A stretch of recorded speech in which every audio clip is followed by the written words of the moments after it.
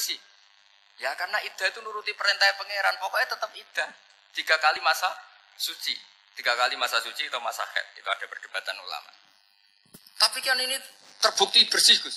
Meskipun terbukti bersih, kata Allah harus iddah 3 bulan atau berapa? Kira-kira 3 bulan, 4 bulan, ya tetap harus iddah. Pemilih mana? Sok pinter. Gusti, berhubung ini. Pangeran buat terang gitu. Berhubung.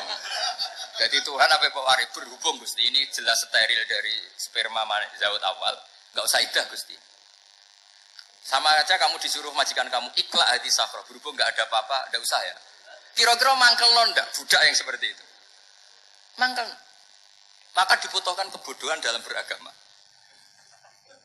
Betul itu memang. Makanya Nabi itu unik. Pernah bilang itu gini. Aksaru ahlil jannah al-bulu. Ada kayak penduduk swarga itu al-bulu. Wong goblok-goblok. Maksudnya goblok yang jenis ini. Bukan goblok betulan maksudnya.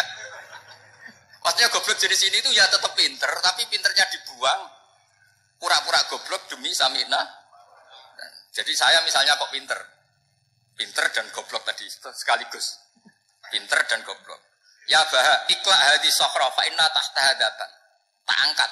Karena saya tahu di bawah ada Mas, tapi di hati saya sajane ya mergo perintah. Suatu saat kalau disuruh Allah, ikhla hadi sokhra, perintah ya tak angkat, ya sudah. Jadi ya pinter ya goblok. Saya tahu namanya perintahnya Allah pasti ada hikmahnya. Hikmahnya iddah adalah libaro atir rohmi. Tapi hikmahnya jadi kawula adalah nurut perintah Allah, cek tahu alasannya maupun tidak. Ya di sini ada illatul hukmi untuk membangun kecerdasan, tapi ada loyalitas untuk membangun ubudi. Ya bahwa kita ini kawula roh. Tetap lo. Makanya tadi pagi saya cerita Sayyidina Umar. Sayyidina Umar kayak apa cerdas. Tapi tetap ubudiyah. Yaitu Rasulullah SAW sering dibully orang kafir. Muhammad tuh gaya-gaya nantok. Wong ora oleh nyembah berhala, ora oleh nyembah watu. Jebule ini nyembah Hajar Aswad. Karena dilihat dari jauh kan tetap nyium Hajar Aswad. Coba kalau kamu lihat dari jauh. Kamu sujud dari jauh kan kayak sujud sama batu. Makanya Sayyidina Umar karena orang kafir masih cara berpikir gitu, tiap nyium Hajar Aswad itu komentar gedumel. Alim tu annaka hajarun la tadurru wa la tanfa. Walau la anni ra'aitu Rasulullah qabbalaka ma qabbaltuka. Aku roh nek watu ora mandoroti ora manfaati. Kalau saja saya tidak melihat Nabi nyium kamu, saya tidak sudi nyium kamu. Jadi tidak berdoa doa mustajab tidak. Berutuh. Karena apa? Umar tahu ini masalah secara tauhid. Kalau saya doa di depan Hajar Aswad nanti dikira syirik karena berdoa di depan batu. Tapi kalau saya ada nyium nyulayani sunnah Rasul yaitu nyium Hajar wis tengah-tengah nyium sambil gerutu itu sudah kompromi. Ya nyium tapi gerutu. Kayak apa? Makanya ya dia cerdas tapi ya goblok tadi ya cerdas. Itu uniknya Rasulullah. Jadi muji orang pintar ya sudah langit. Tapi Nabi pernah dalam satu hadis mengatakan aksaru ahlil jannah al-bulbu. Aki-aki penduduk swarga itu orang bodoh. Artinya orang bodoh itu bukan bodoh betulan. Dia meninggalkan akalnya demi loyalitas ubudi. Nah, untuk menutup sesi ini terakhir betul. Saat tutup slide ini selesai. Untuk menutup itu bukti begini. Perang Badar itu perang yang nggak mungkin dimenangkan umat Islam. Karena orang kafir itu 1000 dengan pasukan full, dengan peralatan perang full. Rasulullah itu tahun kedua Hijriah, itu pasukannya hanya 313. Itu pun pedang itu, untuk orang 5 itu hanya ada pedang 1. Jadi kalau mau dibaca orang, saya kan nilai pedangnya aku. Itu kan gak kebayang perang dalam keadaan seperti itu. Jadi mesti kalah, orang kok mungkin kalah, mesti. Tapi Nabi tetap bilang, saya ini disuruh Allah perang, ya harus berangkat. Yaitu perang Badar. Kata para sahabat, ya Rasulullah ini gak masuk akal. Sudah, gak usah perang, ini gak masuk akal. Mau setor nyawa. Sudah gitu dadaan, gak ada persiapan. Lucunya apa? Sahabat itu ketika Nabi tetap berangkat.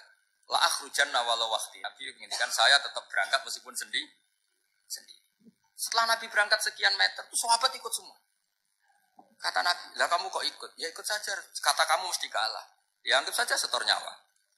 Demi loyalitas pada jenengan. Itu makanya nggak ada periode sebaik periode sahabat. Tapi yang gerutunya jalan. Karena gerutu ini bawaan ilmiah. Makanya kita loyal sama presiden. Tapi yang nggak cocok ya gerutunya jalan. Tapi bawaan mencintai Indonesia tetap jaga stabilitas. Itu bawaan cinta Indonesia, bukan cinta pejabat yang kadang. Gerutunya jalan. Tapi bawaan loyal sama Indonesia tetap mengaku. Bawaan loyal sama Rasulullah tetap ikut perang, bawaan akal karena nggak masuk akal ya berutu. Dan itu uniknya Quran itu mengapresiasi itu dan dianggap nggak masalah. Saya bacakan ayatnya. Kama akhrajaka rabbuka min baitika bil haqq wa inna fariqam minal mu'minina lakarihun. Yujadilunaka fil haqqi ba'dama tabayyana ka'annama yusaquna ilal mauti wa hum yanzurun. Peristiwa Badar ada peristiwa kamu itu keluar untuk perang. Sahabat kamu ngikuti, tapi mereka lakarihun, enggak senang sebetulnya. Karena enggak masuk akal. Ya geremeng tapi ya derek. Yujadilunaka fil haqq, mereka mendebat kamu dalam kebenaran. Jadi ya Rasulullah wong perang karuan kalah jenengan lakoni alasane nopo? Lah kok melok? Ya saya harus ikut jenengan Nabi. Itu unik. Kalau orang sekarang mana mau, kalau gak masuk akal gak mau melakukan. Coba misalnya istri kamu belajarnya dikurangi. Anggap saja petualangan latihan hidup di masa lalu. Gak mau. Padahal petualangan itu hal yang indah. Petualangan itu kan hal yang indah. Kan gak mau. Oh ngirit aja alasan. Tapi lucunya kalau dijak camping bermiskin-miskin di hutan mau. Karena karpe dewe. Tapi nak suami yang ngongkon. Ayolah seminggu ini kita model miskin. Anggap aja petualangan masa lalu. Gak mau. Karena pinter. Apa? Coba kalau bodoh. Ya ngono ya rapopo mas. Tapi resikonya nak bodoh. Pas kamu sakit ya dibiarin. Karena dia melihat sakit kan biasa. Namanya manusia. Jadi makanya ini pilihannya susah hidup itu malah susah. Makanya ini. Jadi uniknya Quran gitu, Quran itu membolehkan psikologi manusia. Makanya Allah ngendikan kutiba alaikumul qital wa huwa kurhul lakum. Ya saya tahu kamu tidak suka perang. Allah yang ngakui bahwa kurhul enggak apa-apa. Tapi ketidaksenangan kita harus dilawan demi mengikuti Allah dan misalnya perempuan Allah juga gitu. Wa ashiruhunna bil ma'ruf. Gauli istri kamu muamalah secara baik. Kata Allah fa in karihtumuhunna fa'asa an takrahu syai'a wa ja'alallahu fi khairan kasira. Mungkin ada watak yang kamu tidak suka, tapi di situ ada kebaikan. Allah ngaku yang namanya suami mesti ada watak yang nggak suka dari istri. Juga sebaliknya lebih banyak lagi yang suami istri kamu nggak suka watak kamu, juga nggak suka hidung kamu, wajah kamu banyak lah yang nggak disuka. Tapi demi kestabilan negara suami istri ini, mereka loyal, justru itu bagus. Maka jagalah ilmu, juga jagalah loyalitas. Itu yang perlu saya utarakan. Jadi makanya agama ini dibangun dua. Satu kecerdasan hikmah, yaitu ya al-hukmu ya duru ma'ilati wujudan wa adalan. Tapi juga ada ubudiyah, bahwa agama ini milik Allah. Maka sami'na wa ta'ala. Karena begini logikanya, saya ulang lagi masalah batu. Ikla hadis sokhro fa inna tahta hadab. Terus saya angkat. Pembantu saya ngangkat. Dia saya gaji atas nama apa? Nurut kan? Atas nama menemukan emas apa atas nama nurut? Nurut, karena emas itu juga penemuan saya, milik saya. Ngangkat batu yang nggak ada emasnya juga atas nama nurut. Jadi rapot yang saya berikan ke pembantu saya itu tentang nurut dan tidak nurut. Saya kan tidak peduli dengan cerdas dan tidak cerdas. Itu kan tidak sesuatu yang menguntungkan saya. Nah Allah juga gitu. Kecerdasan kamu, pinter kamu itu tidak menguntungkan Allah Subhanahu wa Ta'ala. Karena Allah itu tidak butuh pinter kamu, cerdas kamu. Allah hanya butuh mental ubudiyah kamu. Makanya Allah mensifati nabinya hanya subhanalladzi asra bi abdihi, karena status tertinggi manusia adalah sifat nah, makanya ya Tuhan nafsul mutmainnah irji'i ila rabbiki radiyatan mardiyah fadkhuli fi ibadi, berstatuslah sebagai hamba baru wadkhuli jannah. Nah kalau kamu berstatus hamba ya harus baik, enggak usah kalian bantah.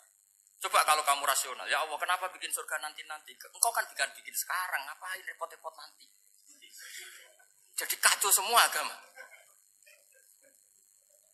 Makanya yang perlu didahulukan adalah status ya Tuhan nafsul mutmainnah irji'i ila rabbiki radiyatan mardiyah fadkhuli fi ibadi, masuklah berstatus sebagai hamba saya. Khasnya hamba tadi ya cerdas, karena semua yang diperintahkan Allah pasti ada hikmahnya. Tapi kecerdasan ini kadang kita tinggalkan demi loyalitas ubudiyah.